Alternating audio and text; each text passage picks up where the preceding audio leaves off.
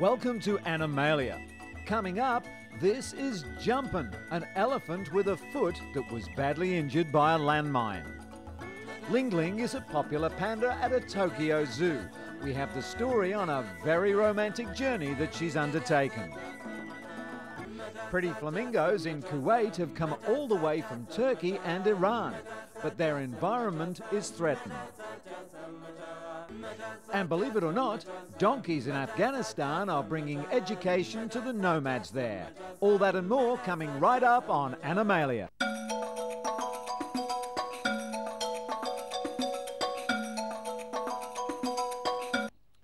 In Thailand, 50 stray dogs from a Bangkok pound have been selected by the Thai Police Canine Subdivision to be trained for police dog duties. Following the popularity of the King of Thailand's book about his dog, which sold an amazing 100,000 copies within hours of its publication, the National Police Office and the Ministry of Justice have jointly created a training project for stray dogs. The program seeks to help alleviate problems caused by the estimated 100,000 stray dogs that roam the streets of Bangkok by using the dogs to assist in future police operations. The dogs, all around 1 year old, had to be healthy, neutered and given rabies shots. Prior to this initiative, Thai police have only used canines of foreign breeds such as Dobermans, German Shepherds, Labradors and Retrievers. However, these purebreds come with a heavy price tag of around 30,000 baht. As tens of thousands of stray dogs roam the streets of Bangkok, they can be picked up and trained by the Canine Subdivision at a far lower cost. The Police Canine Subdivision visited a pound in Bangkok to select suitable dogs for their training program. 50 lucky canine candidates have been granted a second lease on life and will be trained to sniff for drugs and explosives and hunt down criminals. Army and prison units in Thailand are also looking into utilising stray dogs. One of the obstacles faced in training stray dogs is that some of them have been abused and are not comfortable around people. Their handlers therefore have to prepare the animals psychologically first. The grueling training program is expected to last 20 weeks. In the first 10 weeks, the dogs will be taught basic obedience, followed by a 2-month course involving police tasks.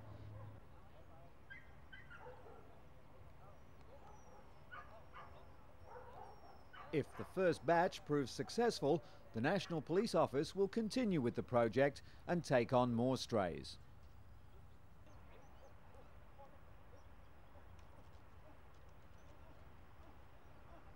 The phenomenon has increased awareness of the stray dog problem in Bangkok. Happily, more people are now willing to adopt the strays as pets and give them new homes and a place in Thai society. You just have to be careful that they don't eat your car. Still in Thailand, and Jumpin', a 23-year-old elephant, was rushed to the elephant hospital in Lampang's Hang Kat district, 600 kilometres north of Bangkok, after her left front foot was injured when she stepped on a landmine while foraging for food. Jumpin' went missing from her home in Tak province on the Thai-Burmese border. Her handler, known as a mammut, heard an explosion from inside Burma. Jumpin' had stepped on a landmine. 4 days later, a severely injured Jumpin' made her way back to her village with her left forefoot torn to shreds by the impact of the explosion. But when the elephant's condition failed to improve, the caretaker contacted the Friends of the Asian Elephant Foundation for urgent assistance. Doctors at the centre are fighting furiously to save Jumpin's foot after it became seriously infected. Treatment to control the infection, including painkillers, anti-inflammatories and antibiotics, is a delicate matter for such a large animal. Normally, elephants place about 70% of their 3.5 to 5.5 ton mass on their forefeet. Jumpin' can't put any weight on her injured foot because of acute pain. She's among hundreds of elephants employed in the logging industry along the Thai-Burmese border. Many Thai families rely on elephants for their livelihood, as approximately 1,500 elephants in the country work for money. Most of them are employed in the tourism industry as performers or as a form of transportation. These animals risk their lives every day with the ever-present danger of landmines laid by Burmese troops fighting ethnic rebels. Dr. Preacher Pongam, the vet in charge of Jumpan's treatment, is having her soak her foot in disinfectant to control the infection. He's not determined the exact course of her treatment, and until lab results have been made clear, he's not ruled out amputating the elephant's foot.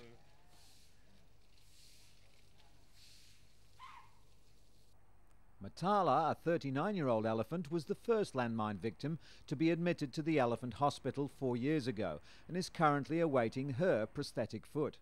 Dr. Pongam remains hopeful about Jumpan's fate, as her wounds are less severe than Matala's. The Thai government estimates there are 4,000 elephants currently roaming the country. Since a single elephant needs about 5,000 acres to survive, it's remarkable that only 7 have been injured by landmines. Jumpan's story also reflects the hardship of other elephants and mammoths who've been forced to work in areas filled with landmines to ensure their survival. Meanwhile, in Tokyo, Ling Ling, Ueno Zoo's resident panda, has set off on a mission to impregnate female pandas in Mexico and recoup his reputation as a stud after 2 previous visits failed to produce results. A popular exhibit at the zoo, the media was out in force to record Ling Ling's departure. The only panda at the Tokyo Zoo was put in a cage and loaded onto a truck to embark on yet another mission to try to impregnate female pandas in Mexico. The panda, now 17, was sent home last year after failing a second time to romance females at the Chapultepec Zoo in Mexico City. Subsequent attempts to artificially inseminate the 3 female pandas at the Mexican zoo also failed. Only about 1,000 pandas live in the wild atop foggy, bamboo-covered mountains in western China, so it's hoped they will have some success in the breeding project. Zookeepers fed the middle-aged panda pieces of sugar millet through the bars of his cage before bidding farewell to Ling Ling, who has a 13-hour flight ahead of him. In the wild, female pandas usually give birth to a single cub only once every 2 to 3 years. And it's proven difficult to tempt those protected in zoos to mate. A lonely Ling Ling, who probably has only another 2 to 3 years left as a potential stud, has been the sole panda at the zoo since the death in July 2000 of a female, Tong Tong.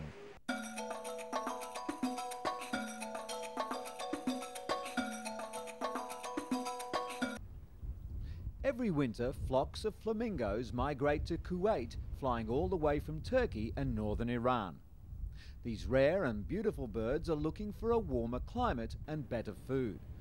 But the speedy urbanization of Kuwait City threatens the birds' natural habitat and could force them to seek other lands. Seeing flocks of flamingos nestling near Kuwait City isn't unusual, but soon such sights could become rare. They settle primarily near Kuwait Bay and search for sandy beaches, fish, and a safe environment. But the fast urbanization of Kuwait and burning oil threatens the birds. Dr. Khaled Al-Ghanim of the Natural Reserve Division has been watching these birds for years. He comes to Kuwait Bay once a week to watch flamingos nestling on a small island right opposite US Camp Doha. Very often, he says, the birds don't come at all. The environmental authorities plan to establish a special reservation for the rare birds and the animals living in the area, but nothing has been done so far. The flamingos spread all over the Middle East, but in Kuwait they were first tracked in the 1920s. Since then, they've been regular guests to the country. Stumbling over high mountain peaks and rocky valleys, donkeys are the only way that school books and stationery can reach nomad children in northern Afghanistan. These donkeys are bringing education to Afghan nomads who've been moved to the remote mountains of Pawan province for the winter. With more severe weather expected to arrive in the next few weeks, their slow trek is fast becoming a race against time. When snow falls through the mountains and valleys, this path will become inaccessible. So Afghan authorities and UNICEF are rushing to deliver school books and stationery to Namokab so that classes can carry on. The donkeys trek through this thin mountain pass loaded with textbooks, chalkboards, school bags and recreational materials. The donkeys also bring joy to the hundreds of nomadic school children of the village. These girls are the lucky ones. Under the strict Taliban rule of Afghanistan, girls weren't allowed to go to school or hold jobs and had to wear the all-covering burqa. The nomads couldn't understand how education could benefit their community, which is rooted in its nomadic pastoral history. But now they have their own school and 140 primary children are eagerly waiting the new supplies. Nearly a third of the 130,000 children are girls. Enjoying an afternoon siesta, these lions in a Beijing wildlife park have no idea they've been handpicked to replace marjan at Kabul Zoo as a diplomatic peace offering. Beijing, battling Safari Animal World, have chosen 2 young lions from almost 80 African lions. Female Caney and male Zhuang, who are almost 3 years old, are the chosen candidates. Chinese and Afghan officials have not said who'll pay the transportation costs, but they hope to send them to Kabul anyway. It's no easy task replacing Marjan, who ruled Kabul Zoo for almost 38 years. But Afghanistan's ambassador to China has visited the Beijing Wildlife Park to check out successes. While the lions will be welcomed in Kabul, life may be hard. In a country where locals go hungry, there are questions as to how the animals will be fed. At their current home, they consume 3.5 kilos of prime beef every day. During the years of war in Afghanistan, Marjan was left to live in appalling conditions. He became blind in one eye, lame and almost toothless, with regular taunts and teasing from most of the visitors to the zoo. He was a gift from Germany some 38 years ago and endured Soviet occupation, coups, and most recently the US bombing raids that ousted the Taliban. The park hopes the lions will produce an heir in Kabul. The Chinese park got in touch with Beijing city officials about arranging a successor for Marjan after local newspapers spread word of its plan. Let's hope that the 2 new visitors settle in, and we wish them the best of luck. However, 20 years on the front line has left Kabul Zoo a shadow of its former self. Before the recent war, there were 700 animals there. Despite widespread publicity about its plight, international aid has been slow in coming. But now, relief is finally getting through to the impoverished zoo. Earlier this week, the zoo's first consignment of aid arrived from the United States. Food supplies for the handful of animals that managed to survive 2 decades of war.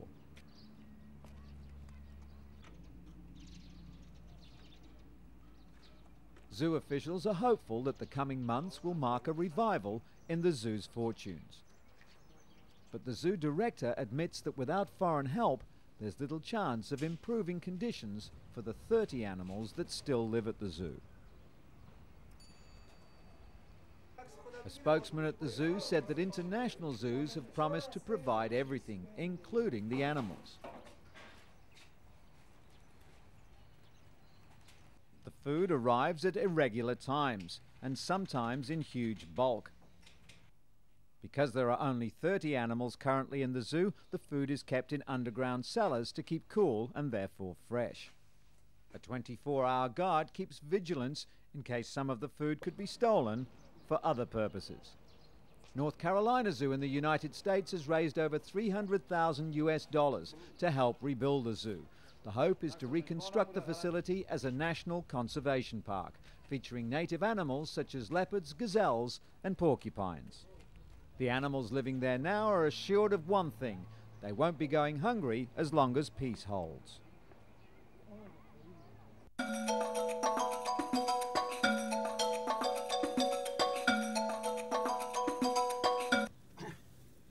These cute little fellows have quite a few names. Woodchucks or whistlepigs. They are in fact stout-bodied marmots. But the most popular name is groundhog. 2 groundhogs at Berlin Zoo are being transported to a barn where they'll spend the winter sleeping. After spending the summer in their outdoor enclosure, the groundhogs will hibernate for 4 to 5 months. They weigh between 2 and 6 kilograms. Found from the eastern and central United States northward across Canada and into Alaska, groundhogs are animals of open fields and woodland edges, where they feed mainly on low-green vegetation. They're terrestrial, but are good swimmers and climbers. They feed heavily in summer, storing fat to see them through their winter hibernation. Zookeeper Kurt Gerdecker said the groundhog will wake up at the end of March. Then we'll know that the winter is finally over. This event is always popular at the zoo, with people anxious to get a glimpse of the sleepy animals. Kurt told us that the groundhog is in deep sleep over the winter. Its pulse decreases to 3 heartbeats a minute when it hibernates. They're also excellent diggers, constructing a burrow with a main entrance and an escape tunnel. Woodchucks are solitary except during the spring, when litters of 4 to 5 young are born. The young stay with the mother for about 2 months. Throughout the USA, groundhogs are brought out on February the 2nd to determine how much longer winter will prevail. The Groundhog Day legend began with a German superstition. It suggests that if a hibernating animal casts a shadow on the Christian holiday of Candlemas, winter will last another 6 weeks. No shadow indicates an early spring. The record is 90% accurate, but when it's still so early in the year, it's a pretty sure thing that the weather's going to stay cold anyway. The groundhogs were put into wooden boxes where they'll remain throughout the cold season. Some of the groundhogs, which are celebrated on Groundhog Day in the States, have names such as Wyatt and Willie and Shubenacadie Sam, but the most famous is Puxatawney Phil, the groundhog of whom a movie, Groundhog Day, was made, starring Bill Murray. Still at Berlin Zoo, and it's stock-taking time. Long lists are compiled of how many animals live in Germany's oldest zoo. Recently released figures show a total of 11,933 animals from nearly 1,500 different species call Berlin Zoo their home. For some residents, like these seals, cooler weather allows a little more frisky behavior.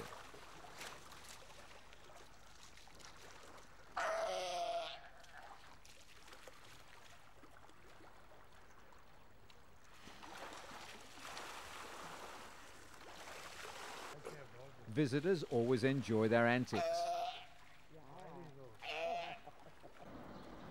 The winter months also make the penguins feel right at home.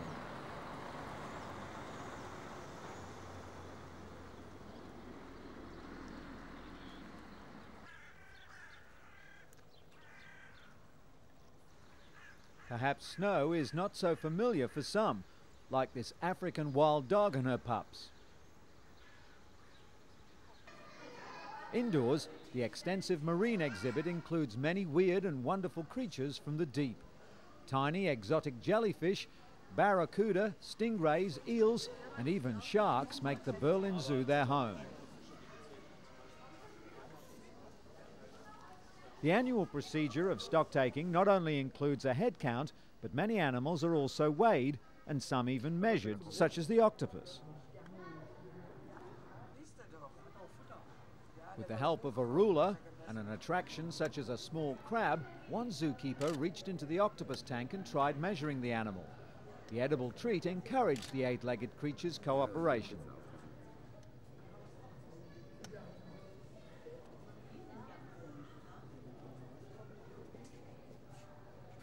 In a different building, a semi-ape known as a potto was weighed, and clearly it didn't enjoy the attention it was receiving from cameras. Pottos are active at night, and the bright neon light put the animal under considerable stress. I guess it's nice to know just exactly how many animals you have. Scientists in China have discovered fossils of a feathered four-winged dinosaur, which they say provides new evidence of the origin of avian flight. The scientists at Beijing's Institute of Vertebrate Paleontology and Paleoanthropology made the remarkable discovery in the country's northeastern province of Liaoning, a fossil-rich area of China. The creature, called Microraptor gi, is less than a metre long and is thought to have glided from tree to tree, similar to flying squirrels, in an intermediary step before full flapping flight. Chinese researcher Zhu Jing said he believes the discovery of winged dinosaurs could be a crucial breakthrough in research into the origins of flight. The four-winged beast is known as a dromaeosaur, a subgroup of small two-legged predators which scientists believe share a common ancestor with birds that lived about 130 million years ago.